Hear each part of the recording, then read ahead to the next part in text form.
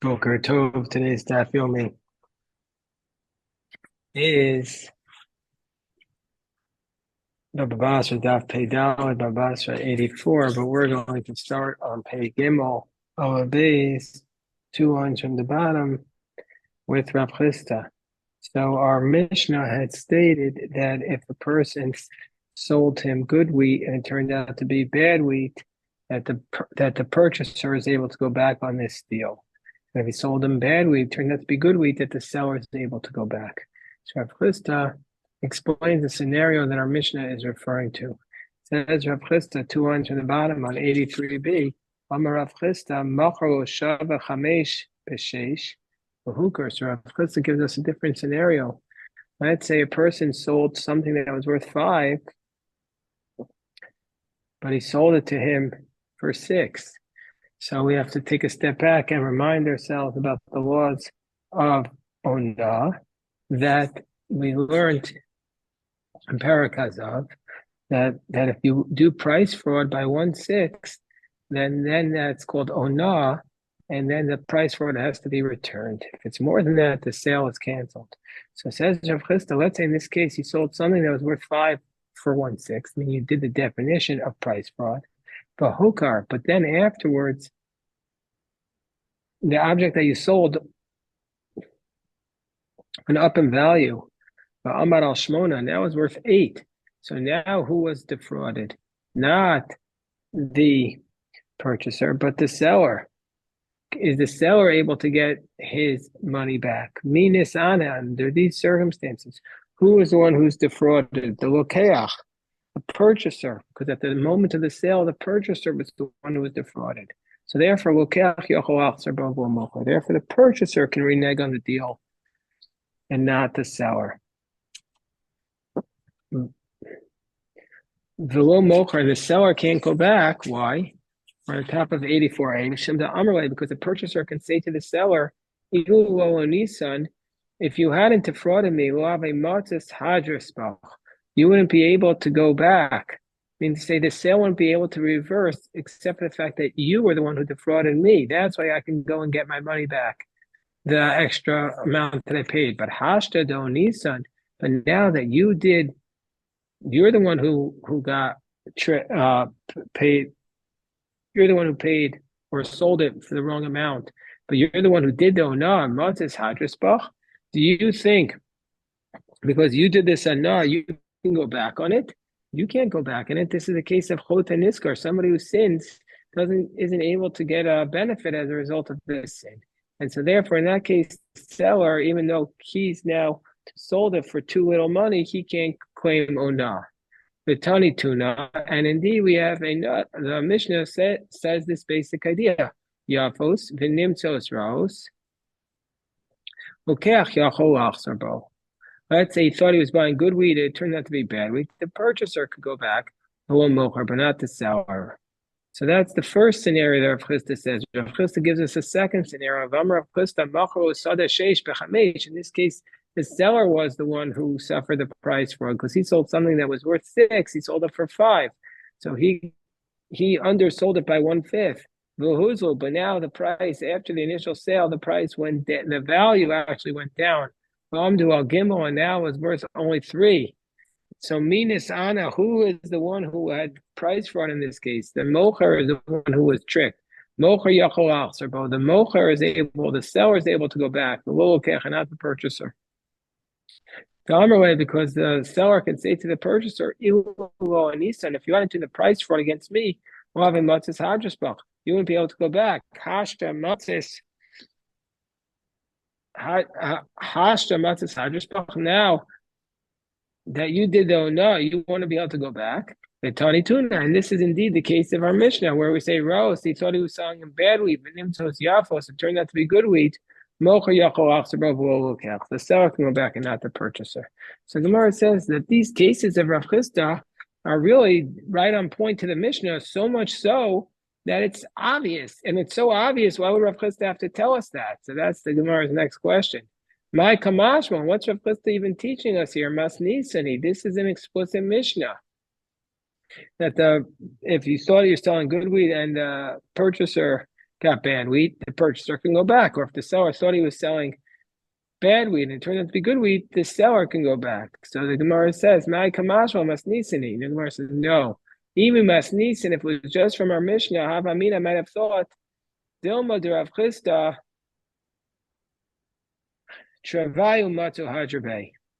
And maybe in the case of Rav Chisda, where in the end the person who initially did the price fraud ended up getting the short end of the stick, I might have thought he has the right to go back. And what about the fact that our Mishnah says only the one who was price frauded is able to go back? Masnisan also Ashminan, and our Mishnah, I might have thought was coming to teach us the Lokech Yochol Al that the purchaser, in a case of fraud, price fraud, where he thought he was getting good wheat, he got bad wheat, that the purchaser is the one who's able to go back. The Sakadai de Chamina, because I might have thought, Mishum Nasiv Rara Yomer Akone. As it says in Proverbs, the purchaser is always saying, "Oh, this is bad meat," and the seller is saying it's good. So that's like the normal give and take of the business deal. So therefore, you can't say, "Oh, I thought I was getting a product, and all of a sudden it's price fraud." And so therefore, Mishnah is saying, no, that is a legitimate complaint. And that is legitimate to be able to claim the price fraud under those circumstances. So therefore, Rav Chisda's Chiddush is that even in a case where the other party who initiated the price fraud ends up getting the short end of the deal, he's not able to go back under those circumstances. Then we had said in our Mishnah, if you thought you're selling Levana, if you thought you're selling white wheat and it ends up being Shechamsis, then, or Shechamsis and it turns out to be white, then the sale is canceled because the Shechamsis is red wheat.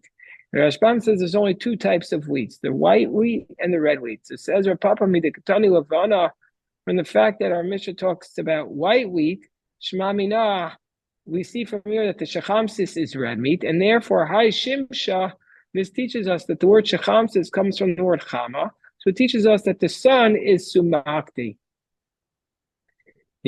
And it teaches us that the sun is red. Why do we care what color the sun is? So Tosfos, citing Pirush Harav Rabbeinu Menachem, says that the nafkamina, the reason why we care is if a person takes a vow that he's not going to get any benefit from anything red. So is he allowed to get any benefit from the sun under those circumstances? So the answer is no, because the sun is red. And Teda, I'll prove it to you that the sun is red. Because it's red in the morning and the night. V'hai delo kachazinon kuayoma. And the v'hai delo kachazinon. And the reason why the lo kachazinon kuayoma, that the reason why it doesn't appear red the whole day, is nahorinhu. It's because it is our eyes are not able to be so clear because it's so light. Because it's so light during the day that blinds us from the true color of the sun. So the Gemara says, do you really want to say that the sun is red? It says about saras, that the appearance of tsaras, which we know is white, its appearance is recessed from the skin. It's underneath the skin a little. Kimare chama, like the appearance of the sun, amuka minatzel, which is recessed from the shade. So we see from here, v'hasam lavanu, though it says that the sun is kamare chama, is like the vision of the leprosy. And we know that the tsaras is white. And we know that the tsaras is white, so therefore the sun should be white. Gemara says no. No, it is like the tsaras is like the sun, but not like the sun. It's like the sun that it is recessed from the shade. And it's not like the sun, because by the case of tsaras, it's white, and by the sun, it's red. So the Gemara says, wait 1 second. What was your initial thought that the sun is white? And we see it as red in the night, in the morning, and in the night. So the Gemara says, no. Bitsafra the chalfa abe vardi. No, the only reason why it appears red in the morning is it passes by the rose garden of the Garden of Eden, the Chalfa Abe Vardi de Gan Eden. And so therefore it's really just reflecting the roses of the Garden of Eden, which have so much red in them that they make the sun appear red. Bepanya the Chalfa Pitcha de Gehenim. And at the nighttime, it passes by the entrance to the Garden of Eden, to Gehenim, and so the fires of Gehenim make it red. And so the Gemara says, V'ika de Ami Ipcha, and then the others say it's the morning, the opposite. In the morning it's red because it stands opposite Gehenim and gets the strength of Gehenim. Okay, so it's obviously a lot of deep ideas. What does it mean that the sun passes by every day, both the Garden of Eden and Gehenim? And what does that mean? In the fires of Gehenim, you have the roses of the Garden of Eden and the fires of Gehenim. That means you have to be prepared for the highs and lows of every day. That we're going to have some moments which will feel like the Garden of Eden, and we're going to have some moments, very, very few, which feels like we're seeing the fires of Gehenim. And so therefore, this is the message. So the Gemara says, Lema Mas Nisan. Okay, so the next piece from our Mishnah says, if you think you're buying wine, it's discovered to be vinegar, then both the seller and the purchaser can go back. Lema Mas Nisan, Rebbe, he's saying our Mishnah is like Rebbe. If you want to say that our Mishnah is like Rebbe, and not the Rabbanan, which is a problem, because why would we rule like the minority opinion and not like the majority position of the rabbis? The Tanya, but on the basis of our Mishnah, which says wine and vinegar, two separate items, and you could go back on the sale. That's the position seemingly of Rebbe. The Tanya, we learned in the Brisa, Yain v'chometz min echad, that wine and vinegar are considered to be the same substance. What does that mean? Rashbam explains. If you took a truma from wine for the vinegar, or the vice versa, we're going to say that it's valid because it says V'hari Mosem Mimenu in Bamidbar. And so too with respect to case, says Rashbam, of Modav Miktas, that if the person makes a claim for wine and you admit it to vinegar, he's going to have to take an oath. This is something that our friend Benedict discussed in the Daily Mishnah yesterday from Ksuvos, because it's considered to be a hodah from a portion of the taina, from a portion of the claim. So the Gemara says, in this case, and Rabbi Omer Shnei Minim. So the Rabbanan say they're the same item, and Rabbi says it's two different items.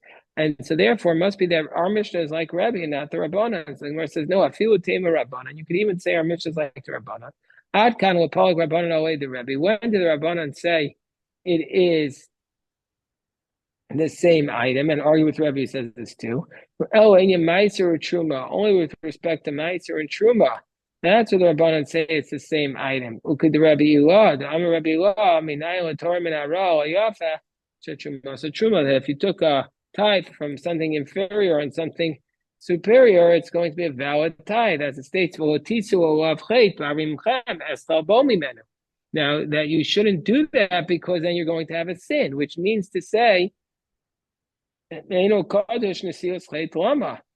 it actually wouldn't be a valid tithe, why would you be having a sin? We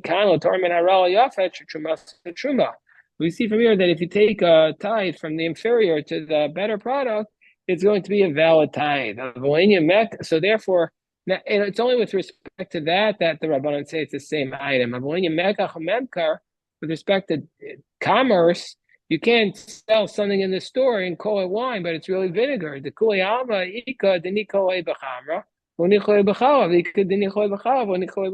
everybody knows that sometimes you want the wine and sometimes you want the vinegar. You can't sell wine as vinegar because that's clearly not going to be what people are looking for, or clearly be disappointed if that's what you end up, if they go to the store to buy wine and they end up with vinegar, or vice versa. So now we come to the next Mishnah.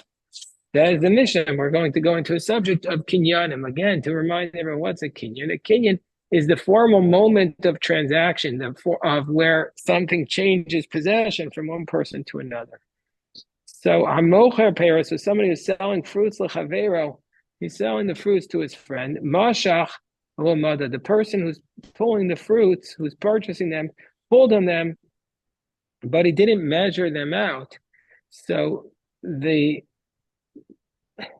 that's going to be, in that case, we say kana, that in order to acquire the fruits, you just have to pull them into your possession. You don't have to measure them out. But let's say madad v'lamashach. Now let's say in this case, he measured it, but he didn't pull it. Lo kana. So first of all, let's go back to the Rashbam. Somebody who sells the fruits to his friend. We're talking about a case, Rashbam says, where they've already established a price. B'shara yadua. They're not arguing about the price, they agreed upon it. And he pulled it like in a side alleyway off of the public or a shared courtyard. And then he's acquired it even though he hasn't measured it first, because Rashbam says the measurement is not essential. And because the measurement is only to indicate to us, just to indicate to us how much it was sold. But let's say there was no set agreement on the price, then even though he measured it and he pulled it, he has not acquired. As we're going to say in the Gemara on Daf Pei Vav, says the Rashbam, without a price, you really don't know what you're agreeing to, because the seller could always raise the price.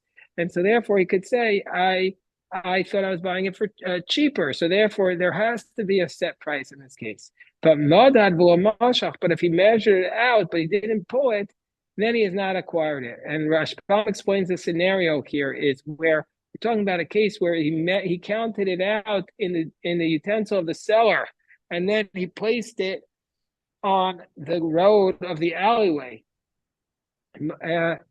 So it's not clear from the Rashbam who placed it there.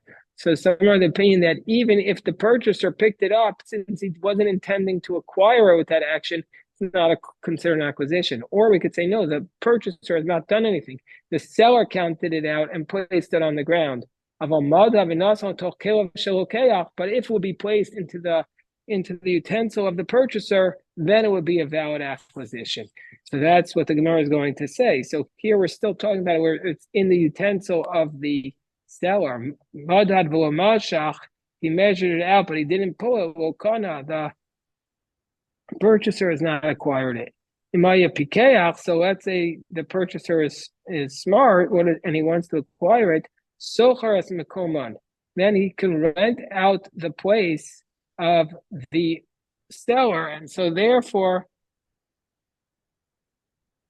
he's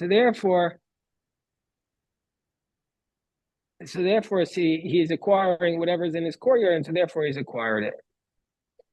Somebody who's purchasing the flax, he has not acquired it until you actually take it from one place to another. Let's say the flax was attached to the ground and he removed it and he kolshu just even a small amount, then we're going to say under those circumstances that the purchaser has acquired it.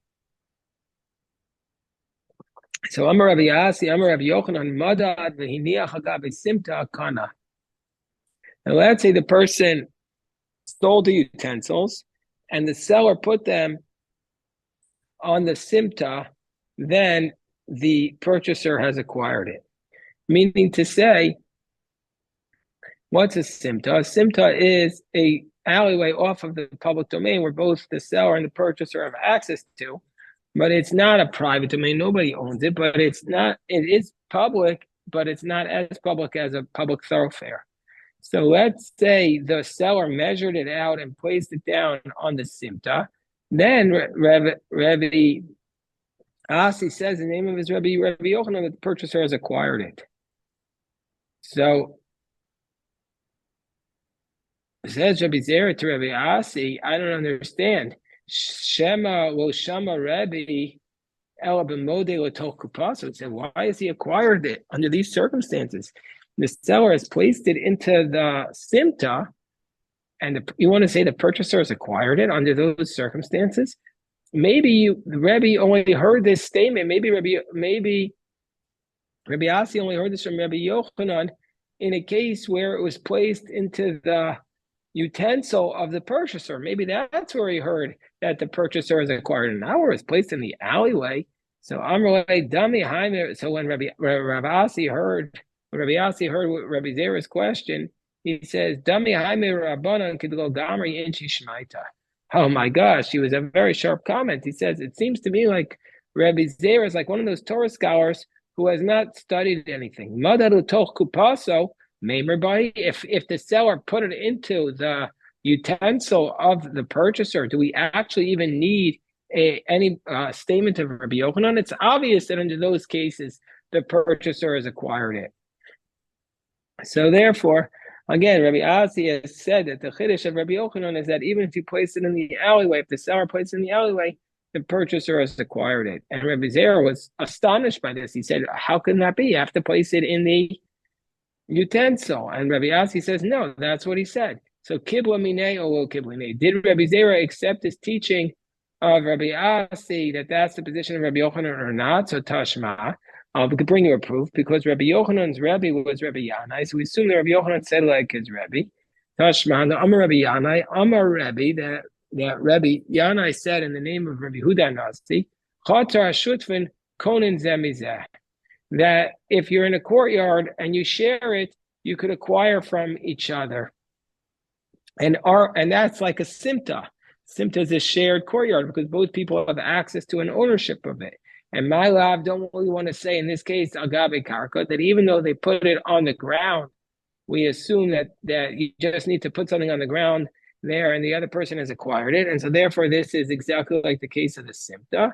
Gemara says, no, that the scenario which Rabbi Yana is referring to is where he took it l'tol kupaso, is where you're in the courtyard of your friend and the seller puts it down into your utensil in the courtyard. Now where he puts it on the ground. And hachinami mistavra. Indeed, this is logical. Am Rabbi Yaakov, Am Rabbi Yochanan, madad ve'iniach agabe simta lokana. That Rabbi Yochanan says if you measure and place it on the simta, you have not acquired it. So this is a contradiction to what Rabbi Asi said. Kashina adadi. Is Rabbi Yochanan? Do we have two statements of Rabbi Yochanan which are contradicting each other? So if you would put it into a utensil, then the purchaser would have acquired it. It was placed in his utensil. When it was just placed in the alleyway, he would not have acquired it. Gemara says, let's try and prove whether Rav Asi is correct from our Mishnah, whether or not you can measure it and place it in the simta. Is that really a valid method of acquisition? Tashma madad v'masha hokana. It says in our Mishnah, if you measured it but you did not pull it, you have not acquired it. So isn't that talking about my love the simta? Is it talking about a simta and you still haven't acquired it? So it's against Rabbi Asi. Gemara says no, versus Arabim. No, that's talking about in the public domain. Either. So Gemara says, what are you talking about? Do you want to say that this Mishnah is referring to the public domain? Well, what about the first clause? It says, madad kana. It says, if you pulled it without measuring it, you have acquired it. How could that be? Does Meshicha just pulling it towards you work in the public domain? No, it doesn't. You need to